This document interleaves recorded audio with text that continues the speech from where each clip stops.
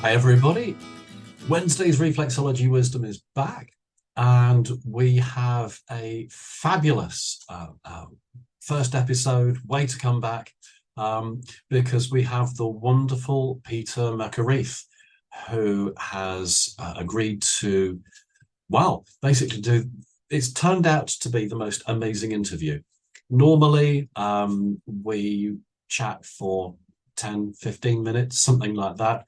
Oh my goodness, the amount of information that Peter has shared with us has been phenomenal. And so I have had to cut this into segments, so to speak. So we have today for you part one. And here Peter gives background information about his journey into research, his journey into reflexology, and then also becoming a doctor of reflexology. So this is part one. Part two is going to be coming up next week. That's basically him talking about a new project that he is going to be undertaking, a new piece of research. Super exciting. This is going to be on to a project that he's looking at about needle phobia. And the other thing that he does in part two is talking about how the use of language is so important when dealing with clients who are nervous, need help, that sort of thing. You'll be able to see when we get to it. Now, you have a choice, of course. So do watch today's episode, absolutely. Or you're going to be able to see that there's actually going to be about 4 or 5 episodes with Peter. It was just so difficult to do this. So I haven't actually cut anything out. We've just segmented it. So you can either binge watch the whole lot in a few weeks' time, or just enjoy one session at a time each week as it comes out. So anyway, no more waffling from me. Let's get on and have a chat with Peter, and you are going to absolutely love hearing what he is going to be sharing. Hello, everybody, and welcome to the new series of Wednesday's Reflexology Wisdom. And what better way to start a new series with the fabulous Dr. Peter Mackereth. I have to say, Peter is one of my reflexology heroes. I have a real passion for palliative reflexology, A, because I think it's wonderful to teach it, but also B, having had cancer myself, so I know the benefit of it as well. And so, Peter, I just want to say an extra warm welcome to Wednesday's Reflexology Wisdom, and thank you so much for joining us. You're welcome. I'm looking forward to engaging and talking about this great topic. Absolutely. Peter, the first thing I want to ask, actually, I couldn't help but notice a few posts ago on Facebook, because I do confess I do stalk you on Facebook.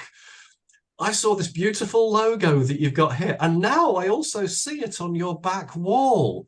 Tell me about, is there a story to this? There is a story. I am very interested in art, and I do a bit of pottery myself. But I've always been interested in the creative arts, and I think, and in a sense, reflexology can be very creative, and people come up with very interesting and dynamic ways of working. And really, number one, patients inspire me. Patients are my best teachers, and this painting here is by an artist called Michael Petroni, who had gone through non-Hodgkin's lymphoma back in the day in the 2000s, and actually he was cared for in London at one of the teaching hospitals there by a colleague, Julia Williams, who is a reflexologist, and she used to see him regularly, and he was an established artist, but he continued to do his art through his journey through cancer. And he regularly had treatments from Julia And I knew him through Julia, and also because he used to come up to Manchester and come and talk about his experiences of receiving therapies and also being an artist. And he'd facilitate workshops with therapists and healthcare professionals. This picture is very important to me because he had done a series of paintings going through his journey. And one of these is to do with how he was cared for and supported by the hands of the therapists, the nurses, and the doctors through his dark night of cancer treatment. Oh, So the green hands are supporting his swollen body from steroids and chemo and all that you go through when you go through, because he went through transplantation as well. oh, And so I said to him, I love this one. And he said, oh, you can have it. So, well, I did actually pay for it because I do believe in support of the arts. So I bought the painting and he allowed me to make some more prints of it. So we actually hold some prints along with the Michelangelo Petroni Foundation holds some prints, but I've got about 40 prints of it that are signed, and we've sold many over the years, and it helps to the money raised helps to fund the complementary therapy team at Christie's. So so the painting has generated income and is very symbolic and is the front cover of one of our books on massage and bodywork. And I have it on my uniform. In fact, my partner put this on for a recent birthday, so it's the same image on the top. So when I'm teaching, I can always be mindful of that experience of knowing Michael and learning from him about the journey through cancer. fabulous. What a wonderful story. That's great. And it's such a beautiful painting. It really is. Yeah. And as soon as you said about those hands holding him through his dark night, totally get it. Absolutely. That's amazing. Now, tell me, because you've had a long nursing career, you're now a PhD doctor in reflexology. So the nursing career came first, I'm guessing, then you had reflexology? It did, but it has always been a double pathway, really. Obviously, I started nursing in the 70s, but the group that I was with, there were nurses in the group, student nurses, who had come from Malaysia and China, and some of those had shared with me as another student, as a fellow student, techniques from their culture, really. So not only cooking, which is always very enjoyable, but also doing feet work and doing back work. So while I was a student nurse, I learned how to do some simple routines on the back, the hands, and the feet, taught to me by high and low. Okay. Things were high and low. And so I took that on in my nursing career. So occasionally, if I was washing someone's feet or if I was washing their back, I would use the flannel to do strokes, and I would hold the feet or hold the hands and think about the therapeutic intent, really. So that inspired me. And in the 80s, I had the opportunity to do a series of courses. First one, somebody recommended to do reflexology. I'd had one experience of it, and I loved it. And I thought, wow, this is great. I need to learn it. And I did a very unusual Thai reflexology course in Balham College. Okay. One of those one-term courses where you'd go for a couple of hours a week. And this guy, I don't remember his name because it was a long time ago, but we were all on the floor with yoga mats, and the patient was flat on the floor and we were kneeled at the feet, and we'd work with our hands, forearms, etc., working the feet in a routine, but working between the feet. It was quite an interesting way to do it. So that was my first experience doing Thai reflexology. I then I did massage training as well and aromatherapy training when I was in London. A couple of those courses were paid for because I was teaching nurses, and one of the head tutors said, "We've got some extra money in the budget, and we've got a group of aromatherapy, massage, reflexology teachers who are willing to teach you some of these therapies." Lucky So thing. I was extremely lucky. So I did a couple of years of doing courses in London, meeting some great people, and then I moved up to Stoke-on-Trent, the home of the potteries. I And know Stoke-on-Trent. That was just down the road from where I used to live. Good okay, grief.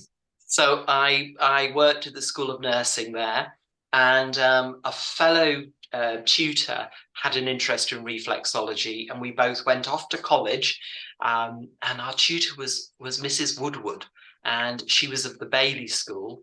And Oh, so I was taken into hand because, you know, my Thai reflexology was very loose and very, and it was trolley. It was spirit golly. clean the feet. A trolley, you had a trolley, and you had spirit to clean the feet, and you had your Oh, tank, and it was 1 foot, wrap it up, then do the other foot, and you had to. oh, that, you're right. It was a very strict way of working. So I did the Bailey method of reflexology course. And I worked in Stoke for about 3 years. I was doing a lot of work around working in intensive care and neurology, etc. And I was beginning to introduce complementary therapies into nursing practice and teaching nurses how to use simple techniques in their work. So I was sort of learning and teaching at the same time. And when I was in Stoke, I was also working as a therapist for people living with HIV and AIDS, because I'd done some of that work in London as part of my practice. While I was doing my training in massage or reflexology, I took on people living with HIV and AIDS, and it was a difficult time in the world of Yes. HIV. So quite a lot of my patients were, I was treating them at the home. They weren't for resuscitation, they were end of life, a lot of them. Mm. Um, Things were quite It was a dark time at that right. stage. Yes. And but so that was where some of my practice was going, supporting people going through a very difficult time. And I eventually moved to Manchester and did some work around reflexology and depression and mental health. That was an interesting time. And I became what was known as a consultant nurse, which sounds an odd thing, but I was doing project work around introducing complementary therapies into healthcare. This was in the 90s, and I did some projects in Romania, and I was teaching nurses in Romania simple touch techniques to work with patients. And there were patients with AIDS and HIV in Romania that I did some work with. So that was an interesting project. That was about 2 years or so that I did that project. That was a time limited project, and I ended up coming back into education and teaching nurses. And we set up a degree modules at Manchester University in massage, aromatherapy, reflexology, and therapeutic touch.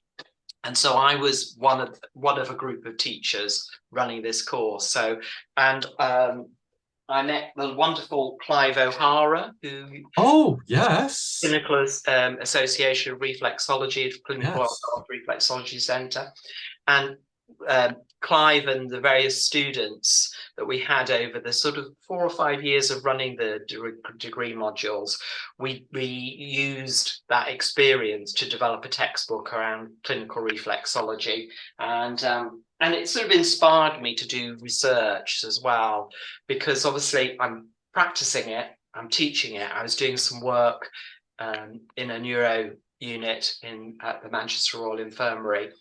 And one of the consultants there said to me one day, reflexology is nothing more than a relaxation technique. And that became my Ooh. hypothesis. So I did a randomized controlled trial comparing reflexology to progressive muscle relaxation training, which is an established tightening release of different muscles in the group of the body that you can teach patients. So I compared. But that's something that's accepted medically. It is. And you were comparing reflexology to it to hopefully see that reflexology was. Well, obviously, you have to be very careful when you're a researcher, because you shouldn't come in it and say, I'm going to prove that one is better than the other. Yes, you should. Yes, you should. You have to be objective. At the start of my research training, I mean, had already done a master's, so I'd got a background. I'd done modules in research, etc., at the university. But as part of my research training, because the process of doing a PhD is not straightforward for everybody. Mine, I'd done a master's, but I had to do an MPhil in between. So I did an MPhil first. So I've got a master's and MPhil, and I did a 2-year pilot project of the study that I eventually did for my PhD. And as part of the MPhil, I went to the States and worked in a research center. I got a scholarship. And it really helped my thinking, because, you know, you have to stand back, you have to test your hypothesis, and you have to create conditions that are similar. So the patients who went through the trial, they had the same time with the therapist, okay, and they have the same number of sessions. So the classic 6 reflexology sessions, I wanted to compare with 6 sessions of progressive muscle relaxation with a therapist who did both and stayed with that length of time. And we did all the same tests before and afterwards. And the patients also were their own controls. So half the group, they were randomized to either have reflexology or progressive muscle relaxation. So I'd got 25 in one group, 25 in the other. And they had their classic 6 sessions, because there's evidence in the literature that actually you should have more than one session of PMR. You should have a series of sessions. And then at week 6, we tested everything again. They had a 4-week washout period. Oh, that's good. Yes. Swapped over to the other therapy. So it's a crossover study. I was just going to say, this is a crossover trial then, isn't it? Crossover, which is often what's done in pharmacy trials, because you want a 4-week washout while the drug washes out of the system. But as with any study, you learn. In my smaller pilot study, I didn't really notice it, but in the larger study, the bigger numbers, I noticed that the reflexology group came back stronger after. Of course. So there was leakage. From if you had reflexology, there was evidence when I measured them again after that 4-week break that actually there was still, their cortisol levels were lower, their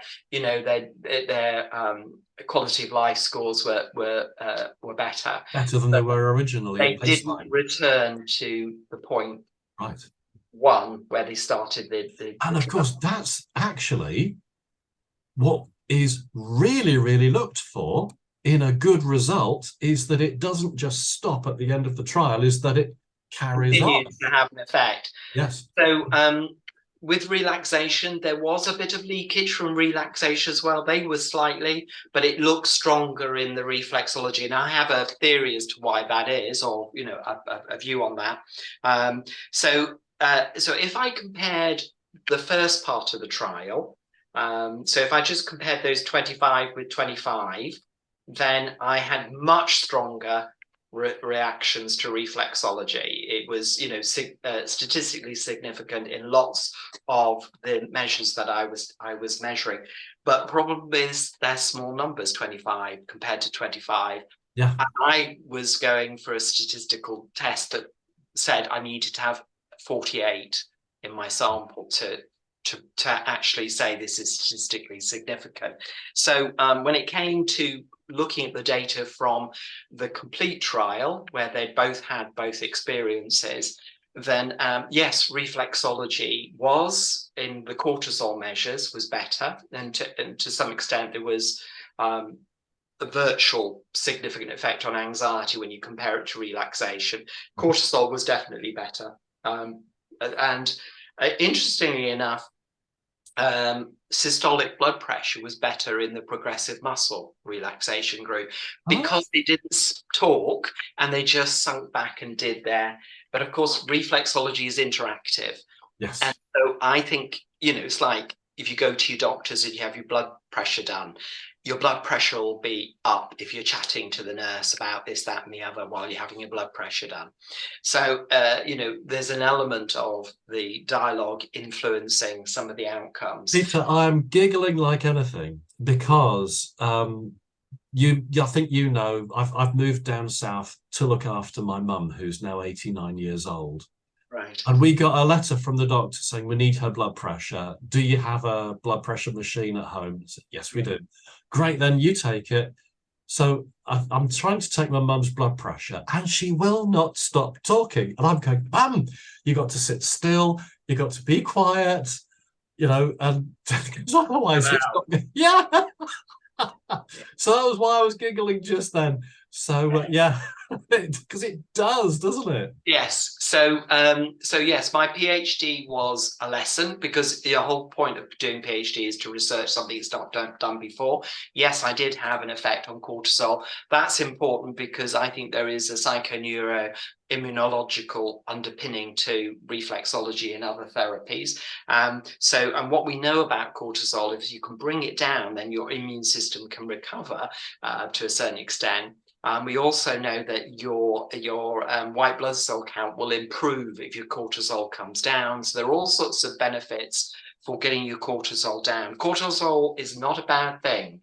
We need cortisol to get through the trials and tribulations of life. But what we don't need it to do is to be elevated and continue to be elevated all the time, because it just damages our immune system. So, I definitely demonstrated that both these therapies can affect people's well-being, quality of life, heart rate and blood pressure. It can affect your cortisol levels. With reflexology, it seemed to be slightly ahead. So there with cortisol levels. So that was, if you like, my major finding. But the other element to my study was I recorded every therapy session, and that includes the relaxation sessions. And of course, in the relaxation sessions, patients didn't talk. You could just hear them breathing and occasionally yawning or just, moving around on the couch as they were tightening and releasing.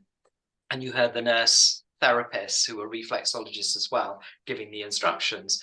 With the reflexology, there was a whole new level to this because I was listening to therapists developing relationships over 6 weeks and looking at what was going on in the therapeutic relationship and how they were using the feet and the map. And I developed this idea that there are reflexology related disclosures, and 48 out of the 50 patients had significant reflexology disclosures. So the reflexologist would be doing something and the patient would go, "Ooh," or the reflex, I could feel something, tell me. And there'd be discussions about that area of the body, what that meant to them, what the history of it was. So for example, the bladder might show, remember, this is an MS population and bladder problems, bowel problems are issues. So, then you might have a man saying, yes, I have problems with my bladder. I have to take pads out with me. I have to think about a change of clothes. I have to, if I'm leaving the house, I have to think, is there a toilet where I'm going? And of course, all that level of disclosure and exploration of how it is to live with MS as a male or as a female, but for some of these men, that was a very powerful thing to have, how it affected them as individuals and how they had to think about having a second pair of pants with them and things like that. Humiliate, I can't say my words today, how embarrassing incontinence was. So, that is disclosures, and that was happening.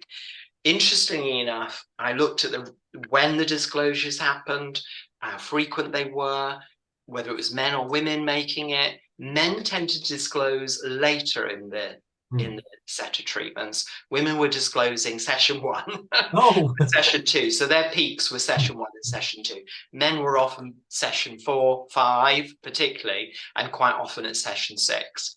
And I thought that was interesting, that men living with MS were disclosing later in sessions. So maybe they take a bit more time to warm up.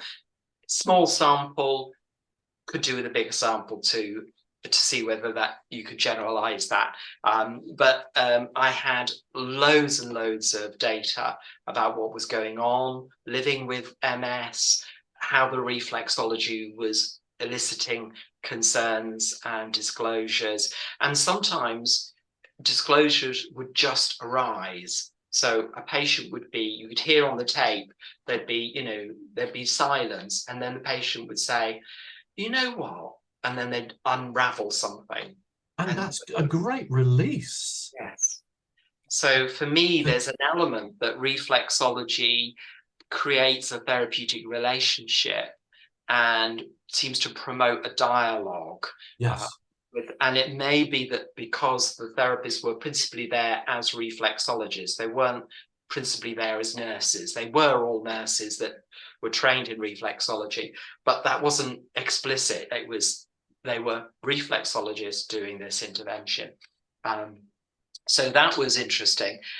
A little side project, because I had a little bit of extra money. I'm going to tell you, I had some, I used some of my own money to do this, is that I collected some cortisol from the therapists, and it wasn't part of the study. I just had some spare samples, and I had some, you had some spare cortisol lying around. Measures tests, and I said, would you be interested in donating some saliva to all the therapists just for a period of the project? And all those samples came back, and the therapist's cortisol levels came down over the morning. And they do, I mean, cortisol does come down over the morning, but they were quite noticeable drops. Oh. So I think the process of doing therapies is very calming for us. And, you know, I know, and the therapists volunteer to have their heart rates and blood pressures done as well, just as a little side experiment. So true. I didn't publish that. That was because we were just curious as a group about that. And I mean, if you were doing research now, you wouldn't be able to do that. That was, you know, it would be seen as, another research project. But I had a little bit of extra budget, and the person doing my test for me said, yeah, I could throw in a few more. Wonderful. It could have led to another study about how it is to be a therapist and how it affects us. I always notice if I've done maybe 4 or 5 treatments a day, that by the end of the day, I'm nice and relaxed. I've felt like I've done my job, and it's been very relaxing for me, you know, and I'm 99, so, you know. Get out. So that was my PhD. So I had two elements to it: the quantitative stuff with cortisol, state anxiety, quality of life measures, and my patients were with MS, and a lot of them have those issues, you know, effects on anxiety and depression, more common, and they have, generally MS patients have higher cortisol levels than people living with, you know, who are well, because MS is a very, you know, it's a chronic illness, with flare-ups, etc. Some of those people, and it can be a progressive disease for others. And so I published those papers. One paper on the quantitative data, and then a separate paper on the qualitative data, which was the analysis of the transcription. So I did look at frequency and when the disclosures occurred. I looked at what the triggers were.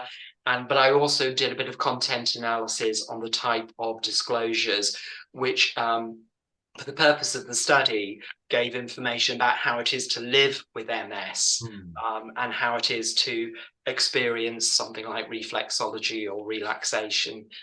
So, you know, those 2 papers were published in 2009, and it also led to me to write a whole chapter on the experience of the study in the second clinical reflexology book we published in 2010.